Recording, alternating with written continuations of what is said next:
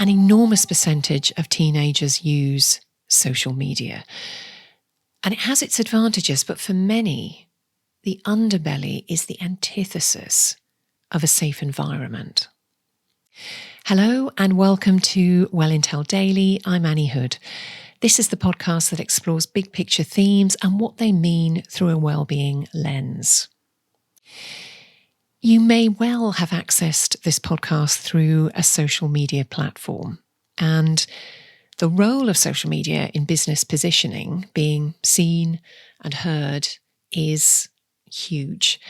Some people are better at it than others, and I know I'm still finding my own feet. In the June edition of the Monthly Barometer, Thierry Malloret highlights the reality of social media and regulation. He shares that in the US, 95% of all teenagers are on social media. And for a third of them, it's almost constantly. Now, there isn't 100% watertight evidence that social media impacts mental health, but overwhelmingly, we see anecdotal proof that it creates an inescapable environment that incubates anxiety, depression, and much, much worse for young people. And these are young people who do not yet understand how to manage or process what they're being exposed to. It may not be as extreme, but I don't think adults fare terribly well either. Last weekend, a little story for you. Last weekend, I was at a family baptism that was held in a remote valley in the wilds of Northumberland. That meant no signal, and it was outside, so there was no Wi-Fi reach either. In turn, everyone was totally present. And it got me thinking, I haven't witnessed that for quite some time.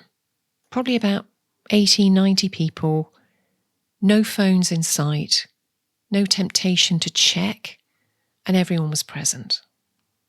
And that urge or temptation to check messages and socials is so great. Most people, including myself, find it hard to resist.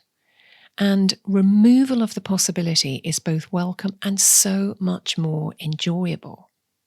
But circling back to the Barometer Insights, the US Surgeon General has issued a public health advisory about the risks posed to children, and that regulation is almost a certainty.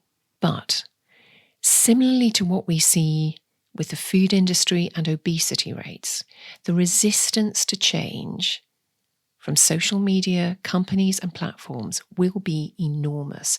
But what does this mean through a lens of well-being culture being integrated into business strategy?